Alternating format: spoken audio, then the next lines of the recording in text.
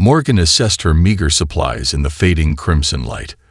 The Federation had generously provided a standard survival pack: water purifier, nutrient bars to last 2 weeks, a multi-tool, and a medical kit lacking any advanced medications. The distress beacon's circuitry had been subtly damaged, not enough to be obvious during inspection, but enough to ensure any signal would degrade before reaching civilized space. "Thorough," she muttered, running a finger over the sabotaged components. But predictable. The clicking sounds from the bone-white forest intensified as darkness fell. Morgan had studied Terminus during her advanced xenobiology training, mandatory for command track officers, though few paid attention to death worlds with no strategic value. She recalled fragments of information: predators that hunted primarily at dusk, acidic precipitation cycles that followed the planet's irregular day-night pattern, and flora that contained compounds toxic to most carbon-based life forms. Morgan secured herself in the hollow of a massive fallen tree as the first droplets of acid rain began to fall, sizzling against the mineral-rich bark. The temporary shelter would protect her for tonight, but she needed a permanent solution by tomorrow. The clicking sounds receded as the rain intensified. At least the local predators were sensible enough to seek shelter. Sleep came in fitful bursts. Each time Morgan closed her eyes, she saw the High Council chamber. 7 species represented, none of them human. She heard Council Elder Vex Toral's final pronouncement.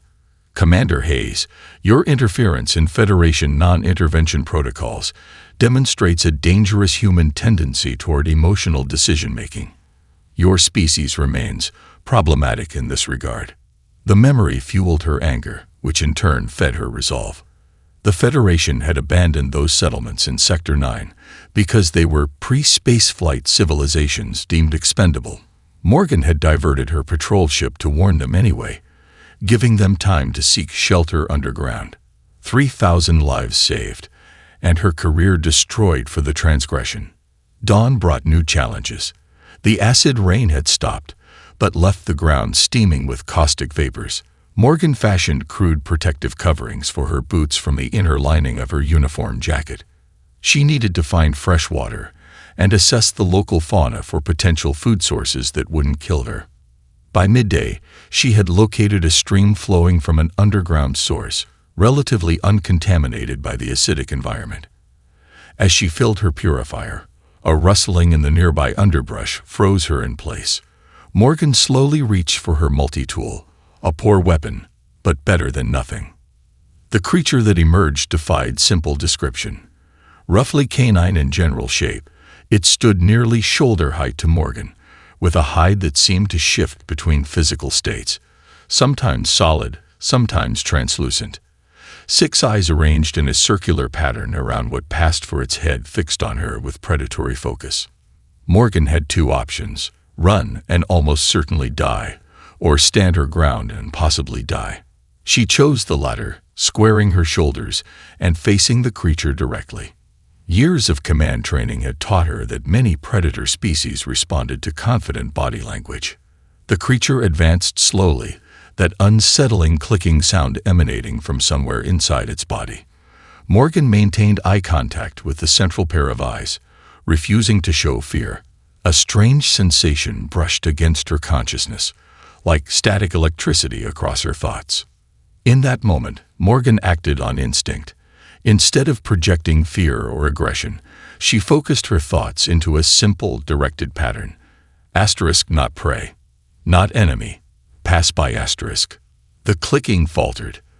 The creature tilted its partially translucent head, 6 eyes blinking in an unsynchronized pattern. It took another step forward, then abruptly changed direction, moving in a wide arc around Morgan before disappearing back into the forest. Morgan released the breath she'd been holding, her mind racing with questions about what had just occurred. Had she actually influenced the creature's behavior with her thoughts, or had it simply decided she wasn't worth the effort? Either way, she had survived her first encounter with Terminus's notorious fauna. It was a small victory, but in this place, small victories would keep her alive. Day 1, Morgan whispered to herself, filling her water container. Let's see how many more I can manage. Morgan crouched near the entrance of her cave dwelling, observing the pack of obsidian stalkers that had become her unlikely allies. 3 years of trial and error had transformed her from prey to alpha. The dwelling itself reflected her evolution on Terminus. What began as a simple shelter was now a sophisticated base, its walls inscribed with her detailed cataloging of the planet's deadly ecosystem. The largest stalker, which Morgan had named Shadow, approached with the distinctive 3-legged gait that made the species so unnerving to watch. Its phase-shifting hide rippled as it dropped a freshly killed creature at her feet, a offering that had become routine. Morgan placed her hand on Shadow's constantly fluctuating form, feeling the now familiar electrical sensation of their neural connection. "Good hunting," she murmured, projecting appreciation through their bond. The creature's 6 eyes blinked in sequence, a response Morgan had learned indicated satisfaction. Morgan had discovered her bonding ability during her 2nd month on Terminus, when a desperate fight with a juvenile stalker had ended with an unexpected mental connection instead of death. At first, the link had been primitive, basic emotional projections that could temporarily confuse predators. But as her brain adapted to the alien neural patterns, the connections deepened. By the 18-month mark, she could maintain simultaneous bonds with multiple creatures and direct coordinated actions. Today's task was more complex than hunting. Morgan needed to expand her influence to a new species, the towering fissure worms that controlled the mineral-rich canyon territories to the east. Their ability to detect electromagnetic fields from miles away would provide an early warning system for her growing territory. Morgan gathered her gear, including the specialized neural amplifier she'd crafted from salvaged components of her distress beacon and organic materials harvested from smaller Terminus creatures. The device enhanced her natural bonding abilities, extending her range and strengthening connections. It represented her greatest achievement in merging her Federation knowledge with the biological realities of her new home. "Time to expand our family," she told Shadow, who clicked in response. 4 additional stalkers fell into formation as they departed the cave, her personal guard, bonded so deeply they functioned as extensions of her will. The journey to the canyons took them through a region Morgan called the melting grounds, where geothermal activity created pools of superheated chemical compounds. The landscape resembled an abstract painting, swirls of iridescent liquids that would dissolve flesh on contact, punctuated by crystal formations that grew and shattered in endless cycles. Morgan navigated confidently, her mental map of safe passages shared through her neural network with the stalkers. 3 years ago, she would have found this hellscape terrifying. Now, she appreciated its deadly beauty. At the canyon's edge, Morgan activated her amplifier and sent out a specialized neural pattern, not a command, but an invitation. Minutes passed in silence before the ground trembled. A massive serpentine form reached the surface 100 meters away, its segmented body covered in sensory organs that glowed with internal bioelectricity. The fissure worm towered 30 meters above them, its head a complex array of electromagnetic receptors. The stalkers instinctively moved closer to Morgan, their clicking accelerating in agitation. "Steady," Morgan projected, both vocally and mentally. She stepped forward, amplifier humming against her temple, and opened her mind to the massive creature. The initial contact was overwhelming. The worm's consciousness operated on multiple sensory levels simultaneously, processing electromagnetic data from across the entire canyon system. Morgan fought through the disorientation, carefully structuring her thoughts into patterns the creature might recognize. Not dominance, but symbiosis. Not conquest, but alliance. The worm's massive head lowered slightly, its receptors pulsing with changing frequencies as it analyzed this strange being attempting communication. The connection, when it finally formed, felt different from the stalker bonds. Deeper, more complex, carrying sensory information Morgan's human brain struggled to interpret. But it worked. Another species added to what Morgan had begun calling her network. Another step toward her ultimate goal. The Federation thought this place would kill me, Morgan told her assembled creatures as they journeyed home. Instead, it's made me something they could never imagine. Admiral Jackson West stood rigid as the Federation vessel descended through Terminus's crimson atmosphere. His gray-flecked beard couldn't hide the tension in his jaw. The mission briefing had labeled this a diplomatic retrieval, but everyone aboard knew the truth. They were desperate. 3 core worlds lost in 6 weeks. Millions dead. The Voidborn consumed everything with technological components, leaving only organic matter behind. Atmosphere is stabilizing, sir, the pilot announced. Acid concentration at acceptable levels for the landing window. West nodded stiffly. Take us down. The last intelligence report on Morgan Hayes was 3 years old. An automated probe had confirmed her survival 6 months after abandonment, a surprising development that had been classified and forgotten. Until now. Until they needed someone who understood monsters. The ship touched down in a clearing surrounded by bone-white trees. The science officer's voice cracked with tension as she reported, "Sir, we're detecting massive life form signatures converging on our position. Multiple species. Coordinated movement patterns. Defensive posture," West ordered. Non-lethal deterrence only. He had no illusion about their chances if this went poorly. The briefing had been clear. If Hayes could indeed control Terminus predators, killing one would likely result in the destruction of their vessel. The boarding ramp lowered, revealing a landscape straight from nightmare. Creatures of impossible configurations surrounded them in concentric circles, phase-shifting predators. Massive worm-like beings emerged partially from the ground, floating gas sacs that pulsed with bioluminescence. Most disturbing were the microscopic organisms forming warning symbols in the air itself, shifting and reforming like a living language. West stepped forward, hands carefully visible at his sides. "Commander Hayes," he called out. "This is Admiral West. We need to speak with you." Movement rippled through the assembled creatures. They parted to create a path, and through this gauntlet walked a figure West barely recognized. Morgan Hayes had been a model officer, crisp uniform, regulation haircut, perfect posture. The woman before him seemed part human, part something else entirely. Her dark hair hung in complex braids interwoven with what appeared to be living filaments that pulsed with the same bioluminescence as the floating creatures. Scars mapped her exposed skin like constellations. Most striking were the biomechanical interfaces grafted along her temples and spine. Technology unlike any Federation design, composed of what appeared to be modified organic components. "Admiral." Morgan's voice carried the same authority he remembered, but with an otherworldly resonance that made the creatures around her stir. 3 years, 2 months, 16 days since the Federation decided I should die here. She approached without hesitation, the massive creatures moving in perfect synchronization with her steps. "Now you need me." "How interesting." West fought to maintain his composure. "The situation has changed, Commander." "I'm not a commander anymore," Morgan replied. "And I'm not the same person you abandoned." As she spoke, the interfaces along her temples glowed, and the assembled creatures shifted in response. A demonstration of control that made several crew members step back involuntarily. "The Voidborn have a weakness," Morgan continued, studying West's reaction, "and my friends here are eager to exploit it." West's expression betrayed nothing, but Morgan's next words confirmed his worst fear. She somehow knew everything.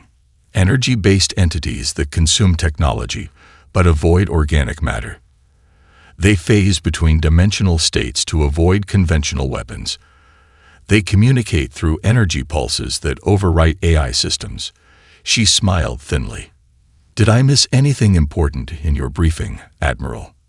West stared at her, the question forming slowly. "How could you possibly know all this?" Morgan gestured to a small crystalline beetle perched on her shoulder. "Because they've been here too. 6 months ago, a scout force, testing this planet's defenses. The beetle's wings fluttered, catching the crimson light. They found us, less digestible than expected. The Grand Hall of the Federation Capitol hummed with tense energy as Morgan strode through the center aisle. The raised platform held the 7 High Council members, their expressions ranging from barely concealed horror to reluctant fascination. The same council that had sentenced her to die now watched as she approached with her entourage. 3 obsidian stalkers, their phase-shifting bodies causing visual distortion in the hall's holographic recording systems, and a containment unit housing several specimens of Terminus's smaller lifeforms. The gallery seating held hundreds of Federation officials and military personnel. Morgan noted their reactions. The military leaders leaned forward with calculated interest. The xenobiologists struggled between professional curiosity and instinctive revulsion, and the political appointees failed to mask their fear. Commander Hayes began Council Elder Vextoral, his crystalline appendages reflecting the hall's lights. Your return is unprecedented, as is the Voidborn threat, Morgan replied, her voice carrying effortlessly through the hall. And I'm no longer a commander. Those titles belong to your hierarchy, not mine. She gestured to her containment unit. The Federation security officers tensed as she opened it, extracting what appeared to be an ordinary crystalline beetle. Morgan placed it on the evidence platform in the center of the hall. This is a resonance beetle, one of the smallest predatory species on Terminus. It hunts by detecting energy frequencies and neutralizing them. She nodded to Admiral West, who reluctantly activated a sealed chamber at the far end of the hall. Inside, a captured Voidborn scout, a pulsing collection of energy tendrils, became visible. On cue, the beetle's crystalline shell began vibrating, emitting a frequency that caused the recording systems to temporarily glitch. The Voidborn entity recoiled, its energy pattern visibly disrupting. For beings that had shrugged off the Federation's most advanced weaponry, the reaction was revelatory. Impossible, whispered a council member, the word caught by the hall's sensitive audio systems. No, Morgan countered. Evolution. Terminus evolved under conditions similar to the Voidborn's home dimension. Its creatures developed natural counters to energy-based predators over millions of years. She activated her neural interface, and the beetle returned to her hand. More importantly, humans possess a unique neurological flexibility that allows us to form symbiotic connections with these creatures. The scientific advisor stepped forward. If what you're demonstrating is genuine, it could revolutionize our understanding of interspecies neural compatibility. It already has, Morgan replied, projecting data from her interface to the hall's display system. Brain scans appeared, her own, from before her exile, compared with current scans. Human neurology adapts. Where other species' neural pathways are fixed at maturity, ours continue to form new connections throughout our lives. She gestured to the scans. The Federation has always viewed this as a weakness, our emotional unpredictability, compared to more stable species. But it's actually our greatest strength. My brain has formed pathways specifically to interface with Terminus creatures. The military representative, a stern figure from the Mechnar species, spoke bluntly. Can these abilities be transferred to our existing military units? Morgan smiled thinly. No, only humans can form these bonds. The implication hung in the air. Humanity, the junior partners in the Federation, holders of only 2 colony worlds, suddenly possessed the only viable defense against extinction. Elder Vextoral's voice carried a note of grudging respect. What are your terms, Hayes? Morgan's gaze swept across the council. Terminus becomes sovereign territory, permanently protected from Federation interference.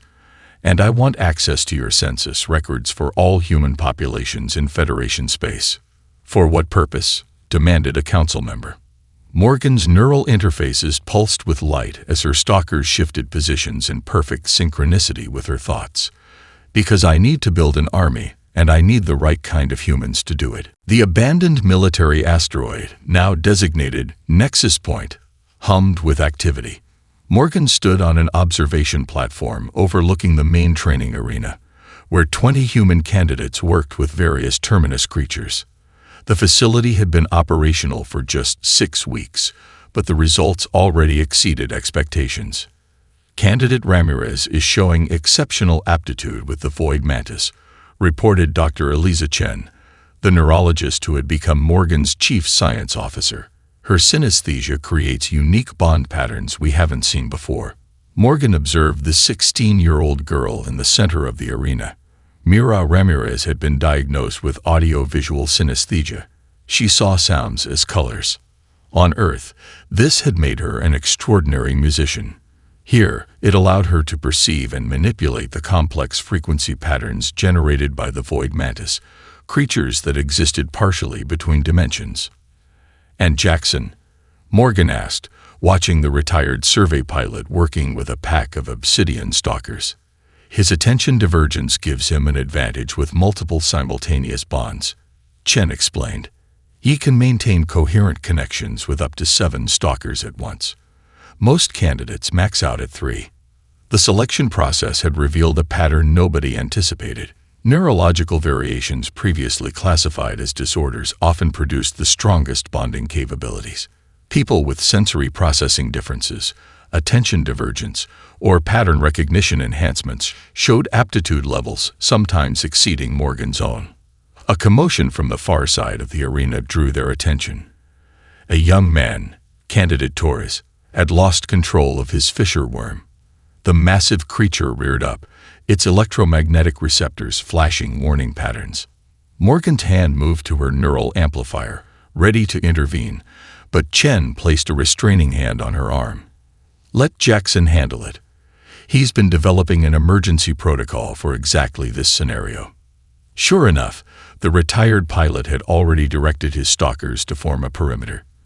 As they moved into position, their phase-shifting bodies generated a specific frequency pattern. The agitated worm responded immediately, its movements calming as it recognized the harmonizing signal. Torres reestablished his connection, his face showing equal parts embarrassment and relief. Crisis averted without Morgan's direct intervention, a milestone for the program. "They're learning to work together," Morgan observed, "finding solutions I wouldn't have considered." "Because they bring different perspectives," Chen replied. "Different brains approach problems differently." Morgan nodded, a rare smile forming. The Federation never understood that. They value uniformity, standardization. It's why they've always seen humans as unpredictable. The central display activated, showing Admiral West's stern face. "Hayes, the Voidborn have accelerated their timeline. New Cascadia will be hit within 72 hours. Morgan's expression hardened. "We aren't ready." The Defense Council disagrees. "Your preliminary squad is being deployed as a test of concept." The connection ended before Morgan could protest. She turned to Chen, already calculating. "Prepare Ramirez, Jackson, and Torres. Get the Manta carriers and stalker deployment pods ready." "They've only had basic training," Chen objected. "The neural stress of combat conditions could break them," Morgan finished.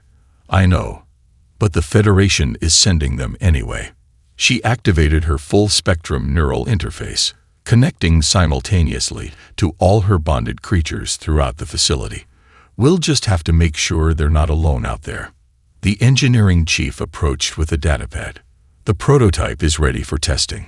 Morgan reviewed the schematics for her most ambitious project yet, a full neural integration suite that would allow her to project her consciousness across vast distances, connecting to and supporting other human handlers during combat operations.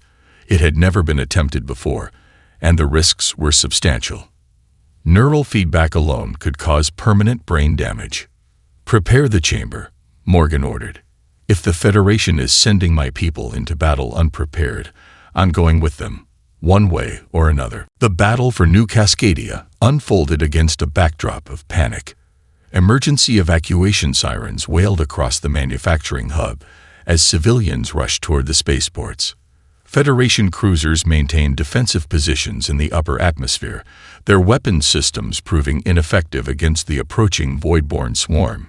a churning mass of energy tendrils that devoured everything technological in their path. From the command deck of the Federation flagship Dauntless, Admiral West monitored the deployment of Morgan's Beast Brigade. "Status report on Hayes' team," he demanded. "Deployment pods entered atmosphere 2 minutes ago," the tactical officer responded. "Beast containers will reach release altitude in 30 seconds. On the surface, Morgan's consciousness rode the neural network she had established with her handlers.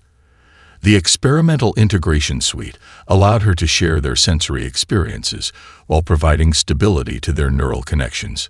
Through Mira Ramirez's eyes, she watched as the girl's hands manipulated holographic controls with practiced precision, preparing to release her void mantis into the battle.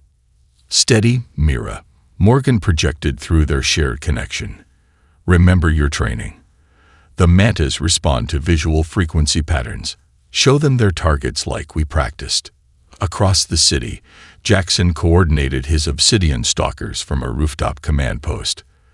The phase-shifting predators moved through buildings and infrastructure with impossible fluidity, positioning themselves in a strategic perimeter around the evacuation zone. "They're coming," Jackson reported, his voice calm despite the pressure. First wave approaching from the northeast. The void-born entities surged forward, their energy forms consuming power grids and communication arrays. Ahead of them, automated defense turrets activated, fired once, and went dark as their systems were overwritten. "Now," Morgan commanded through the neural network. The deployment pods burst open in perfect synchronization. From Mira's pod emerged a swarm of void mantis, massive ray-like creatures that seemed to flicker between dimensional states, their translucent bodies pulsing with counter-frequencies. Jackson's stalkers broke cover simultaneously, their clicking communication intensifying as they moved to intercept. Most spectacular was the emergence of the Abyss Walker, the Leviathan-class creature Morgan had personally bonded with before the mission. The containment field dissolved, revealing a mountain of muscle and specialized organs that towered over the surrounding structures. Its roar vibrated at exactly the right frequency to disrupt void-born cohesion, causing visible distortion in their approach. On the Dauntless, the command crew watched in stunned silence as the sensor readings registered the immediate impact. "Void-born advance has stalled," reported the science officer, disbelief evident in her voice. "Their energy signatures are fragmenting." The void mantis struck first, their specialized anatomy generating counter-frequencies that caused the voidborn to lose cohesion. Where the energy entities attempted to reform, Jackson's stalkers phased into matching states, tearing apart their weakened structures. The Abyss Walker moved with surprising grace for its size, its massive maw opening to literally consume voidborn entities, converting their energy into matter through specialized digestive processes. Morgan, monitoring through the neural network, felt a surge of pride. Her handlers were performing beyond expectations, their unique neurological patterns allowing for adaptations she hadn't anticipated. Mira had discovered she could direct her mantis to form complex geometric attack patterns. Jackson was phase-shifting his stalkers in perfect coordination with the Voidborn's dimensional transitions. A Federation officer's voice broke through tactical channels. "It's working.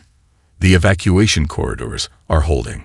Morgan directed her focus to the Abyss Walker, strengthening their connection as it advanced toward the densest concentration of Voidborn. The massive creature projected a natural confidence that steadied the entire Beast Brigade. Through its heightened senses, Morgan detected the Voidborn's command node, a pulsing nexus of energy coordinating the attack. "Target identified," she projected to her team. "All handlers, converge on these coordinates. We've found their control center." As Morgan coordinated the final push, news drones captured the defining image of the battle, her physical body riding atop her primary obsidian stalker, neural interfaces glowing as she directed the counterattack that would become the Federation's first victory against an undefeated enemy. The atmosphere in the Federation's Strategic Command Center was electric with tension. Holographic displays showed the massive dimensional gateway the Voidborn used to enter normal space, a swirling anomaly that defied conventional physics. Morgan stood before the gathered military leadership, her neural interfaces pulsing softly as she maintained connections with her closest companions even during the briefing. "Your proposed assault is unprecedented," stated General Korik, his exoskeletal appendages clicking with agitation. "No vessel can survive the dimensional shift zone surrounding the gateway." Morgan activated the central display, revealing the schematics for her most audacious plan. Conventional vessels can't survive. But what about unconventional ones? The display showed 3 massive colony arcs, city-sized ships designed for generational voyages, now modified with organic components harvested from Terminus. Living tissue integrated with mechanical systems in ways that made several Federation engineers visibly uncomfortable. "We've converted the life support, navigation, and propulsion systems to hybrid configurations," Morgan explained. "The fissure worms will maintain environmental stability during dimensional transition. The void mantis will handle navigation through altered spacetime. The abyss walkers will provide propulsion enhancement when conventional drives fail." Admiral West studied the schematics with growing unease. "This is beyond experimental. It borders on heresy against established engineering principles." "Which is precisely why it will work," Morgan countered. "The Voidborn expect conventional responses. Their dimensional gateway is designed to repel standard approaches. This is something they've never encountered." The debate continued for hours, with Federation officials divided.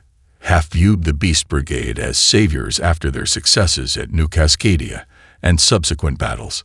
The other half feared the implications of relying on biological solutions over technological ones, and more specifically, of placing so much power in human hands. The vote passed by the narrowest margin, 4-3 in favor of Morgan's plan. As the command center emptied, Morgan received an unexpected visitor, a microscopic parasite. One of thousands she had released throughout Federation facilities, returned with disturbing intelligence. The creature's chemical signals, decoded through her neural interface, revealed that Admiral West had received sealed orders directly from the Council's Security Directorate. Morgan accessed the parasite's stored visual data, watching as West read the directive. Once Voidborn threat neutralized, Haze and all enhanced human assets to be contained indefinitely. Beast Brigade to be sterilized. Terminus to be quarantined permanently. She had expected betrayal, but seeing it confirmed still stung. The Federation feared what they couldn't control, and Morgan's humans, with their unique neural bonds to creatures more powerful than any Federation weapon, represented an unacceptable shift in the balance of power. Morgan returned to her quarters aboard the lead arc, now renamed Evolutionary Advantage. Her primary crew consisted entirely of humans with neural variations that enhanced their bonding capabilities. The youngest was 14, a boy whose pattern recognition abilities allowed him to coordinate swarms of microscopic Terminus parasites throughout the ship's systems. "Navigation reports all systems integrated," reported Mira Ramirez, now Morgan's second in command. "The Void Mantis have established baseline connection with the ship's sensors." Morgan nodded, her mind already planning countermeasures for the Federation's inevitable betrayal. "And our private communications network?" "Fully operational," Mira confirmed. "All Beast Brigade handlers can communicate without Federation monitoring." "Good." Morgan activated her most secure neural channel, connecting to her allies on 6 other planets that shared Terminus's unique properties, worlds she had discovered in classified Federation records. Worlds where other human scientists had been establishing their own beast bonds, following Morgan's transmitted techniques. "The Federation plans to dispose of us once we've served our purpose," Morgan transmitted. "Be prepared to implement protocol reclamation when I give the signal." The responses came back immediately, confirmation from human handlers across dozens of worlds, many operating completely unknown to the Federation. The foundations of a new power structure, beyond the Council's imagination or control. "The Federation sent me to Terminus to die," Morgan told Mira as they prepared for departure. "Instead, they created exactly what humanity needed: a way to finally claim our place in the galaxy. The dimensional gateway collapsed in a spectacular implosion of energy, sending shockwaves through space-time that temporarily disrupted communication systems across 3 sectors. Morgan stood on the command deck of Evolutionary Advantage, watching through specialized viewing ports as the Void Mantis navigated the ship back toward normal space. The mission had succeeded beyond all expectations. The gateway destroyed, the Voidborn invasion force cut off from their home dimension. Victory, however, left no time for celebration. Morgan's neural network buzzed with urgent reports from her allies throughout Federation space. Admiral West's containment fleet had already deployed, establishing blockade positions around the predicted emergence points for Morgan's returning vessels. "They're not even trying to hide it anymore," Mira observed, studying the tactical display. "They're positioning for immediate weapons lock once we transition." Morgan nodded, her neural interfaces glowing as she activated the network's deepest connection, the one she had established with representatives from dozens of species the Federation had marginalized over centuries. Species she had contacted during the campaign against the Voidborn, offering alliances based on mutual respect rather than technological hierarchy. "Initiate protocol reclamation," she commanded. Across Federation space, synchronized actions began. On the fringes, 6 previously hidden planets similar to Terminus revealed themselves. Training grounds where humans with unique neural capabilities had been establishing their own beast brigades. In the central systems, council members sympathetic to Morgan's vision activated emergency protocols, calling for immediate deliberation on the Hayes Declaration, a document proposing a fundamental restructuring of galactic governance. Most shocking to Admiral West was the sudden appearance of ships from species long thought to be primitive or irrelevant to galactic politics. They emerged from stealth positions, surrounding his containment fleet with overwhelming numbers. As Morgan's vessel completed its transition back to normal space, West's flagship opened communications. His face appeared on the main display, the rigid military bearing now tinged with uncertainty. "Hayes, what have you done?" he demanded. Morgan allowed herself a small smile. "I've simply applied the lessons Terminus taught me, Admiral. In nature, the most successful species aren't necessarily the strongest or most technologically advanced. They're the ones that form the most effective symbiotic relationships." The view screen expanded to show representatives from 27 species standing behind Morgan on the command deck, a coalition united not by technological parity, but by mutual respect and cooperation. "The Federation Council has called an emergency session," West reported, his tone revealing the shifted power dynamics. "They're requesting your presence." "Not requesting," Morgan corrected, acknowledging necessity. The journey to the Federation capital took place under escort, not as prisoners, but as architects of a new order. Morgan's entourage now included creatures from all 6 Terminus-like worlds, each bonded to human handlers with unique neural variations. Federation citizens lined observation decks as the procession passed, witnessing the dawn of something unprecedented. In the Grand Hall, the High Council waited. Some members appeared resigned, others openly supportive of the changes to come. Elder Vextoral, who had once pronounced Morgan's sentence of exile, now stood to address her with formal respect. "Hayes, the Council recognizes that events have necessitated reconsideration of established hierarchies." Morgan stepped forward, her neural interfaces synchronizing with the Hall's systems, broadcasting her words to every Federation world simultaneously. "The old order evaluated species based on technological achievement alone," she began. This created a hierarchy that ignored other forms of advancement: biological adaptation, symbiotic cooperation, neural flexibility. "The Voidborn nearly destroyed us because we relied too heavily on technology at the expense of biological innovation." She gestured to her diverse coalition. "The new Interspecies Council will value all forms of advancement equally. No species will be deemed primitive because they excel in areas beyond technology." The formal proceedings continued, but the outcome was already decided. Humanity's gift to the galaxy had never been superior firepower or faster ships. It was the unique neural flexibility that allowed them to bridge communication gaps between vastly different forms of life. As Morgan signed the charter establishing the new council, she reflected on the journey that had brought her here. The Federation had banished her to Terminus to die in isolation. Instead, they had given her the key to unlock humanity's greatest potential and reshape the galaxy in the process.